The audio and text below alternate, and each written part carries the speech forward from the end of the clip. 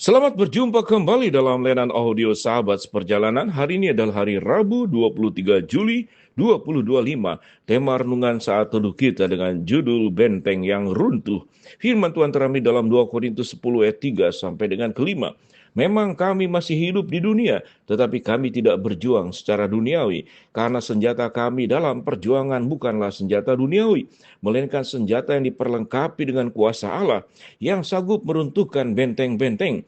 Kami mematahkan setiap siasat dan merubuhkan setiap kubu yang dibangun oleh keangkuhan manusia. Untuk menentang pengenalan akan Allah, kami menawan segala pikiran dan menaklukkannya kepada Kristus. Mari kita berdoa. Bapa yang di dalam surga, kami bersyukur ketiga ayat yang luar biasa yang kami akan pelajari, bahwa senjata kami adalah kuasa Allah dan benteng sekuat apapun, setebal apapun akan runtuh. Dalam nama Tuhan Yesus kami berdoa. Amin. Shalom sahabat seperjalanan yang dikasih Tuhan, benteng yang runtuh kita tahu dengan jelas. Di masa terdahulu, peperangan mungkin tidak secanggih senjata saat sekarang, tapi benteng kubu pertahanan itu sesuatu yang sangat penting untuk bisa menghadapi berbagai macam serangan musuh yang dari luar untuk merusak dan menghancurkan kubu pertahanan, di mana di sana terdapat kita, keluarga kita, satu kota tertentu, atau kemudian satu wilayah tertentu. Perjanjian Lama menjelaskan karena itu terjadi di masa terdahulu. Bagaimana peperangan-peperangan pakai lembing, pakai panah, kemudian pakai gada, pakai tongkat, kemudian berbagai macam senjata dipakai untuk peperangan. Dan kubu pertahanan adalah sesuatu yang sangat penting. Pintu yang kokoh dan kuat juga sangat penting. Itu seringkali kubu pertahanan benteng tidak hanya berbicara tentang tembok, tapi juga seringkali ada parit di depan kubu pertahanan itu yang cukup dalam, supaya orang itu tidak bisa masuk, dan ada jembatan yang bisa dinaik turunkan, sehingga kalau musuh menyerang, jembatan diangkat. Tetapi kalau kita yang keluar, jembatan itu akan diturunkan. Sedemikian luar biasa dan pentingnya yang namanya kubu pertahanan.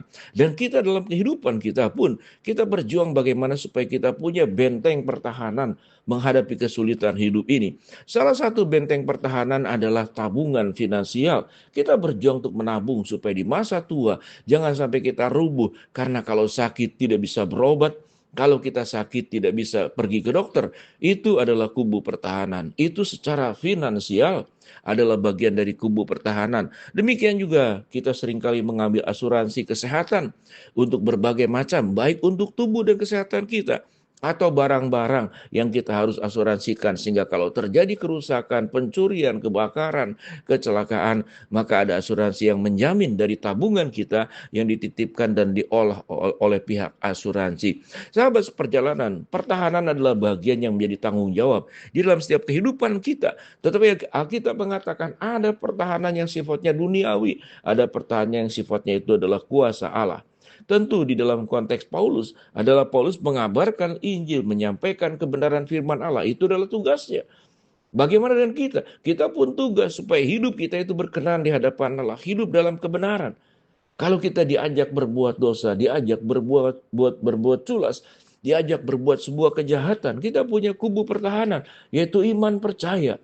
Iman percaya itulah yang di dalam Kristus akan menolak segala perbuatan-perbuatan dosa, perbuatan-perbuatan jahat, perbuatan-perbuatan menyimpang, dan kita tetap lurus berjalan dengan Tuhan tanpa dirubuhkan oleh iblis sebagai penggoda yang mencobai kita, yang merusak kubu pertahanan kita, yang merusak benteng iman kita, yang akan dirusak oleh iblis kalau kita kemudian tidak bersandar kepada kuasa Allah. Paulus mengatakan, apa senjataku? Senjataku adalah kuasa Allah yang sanggup meruntuhkan benteng-benteng. Kami mematahkan setiap siasat orang dan merubuhkan setiap kubu yang dibangun oleh keangkuhan manusia untuk menentang segala sesuatu yang buruk. Sahabat seperjalanan, ayat yang sangat luar biasa. Biarlah kita boleh menjaga hidup kita itu memiliki benteng yang kuat, bukan benteng yang runtuh. Iman yang kuat, kita punya hubungan yang dekat dengan Allah. Di dalam setiap apapun yang kita rencanakan, yang kita lakukan, kita menyerahkan, berserah kepada Allah. Tuhan yang akan memberkati. Rencana kita rencana yang baik, bukan rencana keburukan, maka Tuhan akan memberkati kita. Semua perjuangan kita selama hidup di dalam kebenaran, biarlah kita terus berdoa, Tuhan jagai setiap apa yang kami lakukan, baik untuk kehidupan keluarga kami, atau kami mendapatkan berkat juga untuk bisa memberkati orang lain, keluarga-keluarga yang lain. Itu adalah perintah daripada Tuhan sendiri. Sehingga biarlah kehidupan kami, kalaupun kami mengalami sebuah kesuksesan, benteng kami kuat dan kokoh. Tetapi biarlah seperti firman Tuhan katakan, biarlah jangan kami kemudian membangun semuanya itu membuat kami menjadi menentang Allah dan kemudian membuat kami jauh dari Tuhan. Kalau kita punya benteng yang kuat, baik secara duniawi, yaitu mungkin finansial yang baik, kita punya jaminan, kita punya perlindungan. Tetapi juga kita jangan lupa, semuanya itu pun adalah berasal dari Allah. Tapi kalau kita mungkin tidak seberuntung orang lain yang memiliki kelengkapan berbagai fasilitas untuk menjaga, memiliki benteng yang kuat, ingatlah, Tuhanlah sebagai kota benteng yang teguh di dalam hidup kita. Kalaupun kita tidak punya kemampuan sekuat orang lain, maka Tuhanlah yang disebut dengan kuasa Allah. Tetapi yang terpenting adalah kita menjalankan bagian tanggung jawab kita dengan sesungguh-sungguhnya dan sebaik-baiknya, maka Tuhan akan memberkati kita. Sahabat seperjalanan, kehidupan kita memang bagaimana memperjuangkan benteng. Kita mendidik anak-anak kita, mengasuh anak cucu kita, agar mereka punya benteng yang baik. Kita berikan pendidikan sekolah yang baik, supaya pengetahuannya baik. Kita berikan makanan yang bergizi, supaya badannya sehat dan punya benteng dari sumber berbagai macam penyakit. Kita juga mendidik iman anak cucu kita agar mereka juga punya benteng yang kuat sehingga tatkala digoda untuk terjerumus ke dalam dosa-dosa anak-anak muda yang sedemikian mengkhawatirkan pada zaman ini dan zaman terdahulu pun sama. Godaannya sedemikian luar biasa. Jangan sampai anak dan cucu kita, keturunan kita menjadi seperti anak yang hilang. Diperlengkapi, dicukupi, diberi kesehatan, diberi makan, diberi pendidikan, tetapi dia meninggalkan Bapa dan hidup di dalam dosa. Semuanya itu berbicara tentang membutuhkan benteng yang kokoh dan kuat di dalam iman percaya kita kepada Kristus. Jangan sampai kita disesatkan. Jangan sampai benteng yang kita bangun dengan sungguh-sungguh kemudian dirubuhkan karena kita tidak hati-hati, karena kita tidak lalai, atau kita tidak konsisten menjaga kehidupan kita dekat dengan Tuhan. Iblis tentu tahu dengan jelas kapan waktu yang tepat untuk merubuhkan benteng iman kita, benteng kehidupan kita, yaitu sewaktu kita lalai, sewaktu kita tidak dekat dengan Tuhan, sewaktu kita menjauh dari Tuhan. Di sanalah iblis akan bekerja keras untuk menghancurkan kita. Doa saya tentu juga doa dari Kristus sendiri sebagai imam besar, agar kita diberikan benteng-benteng yang teguh, kokoh yang kuat, diri kita, keluarga kita, anak cucu kita, pasangan kita, mertua kita, menantu kita, bisnis, usaha, pekerjaan kita.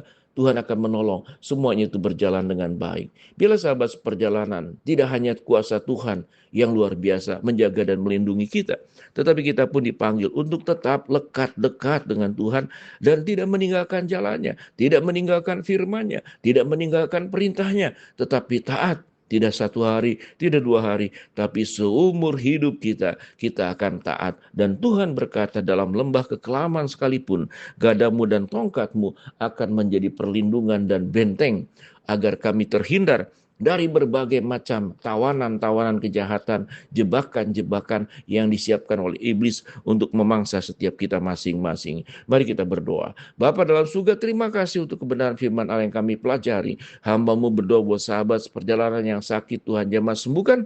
Sahabat seperjalanan yang sedang menghadapi masalah, Tuhan bukakan jalan. Sahabat seperjalanan yang sedang berdoa mengharapkan Tuhan akan kabulkan sesuai dengan waktu dan rencana Tuhan yang terbaik. Di dalam nama Tuhan Yesus kami berdoa agar hidup kami tetap kuat dengan benteng yang teguh. Amin.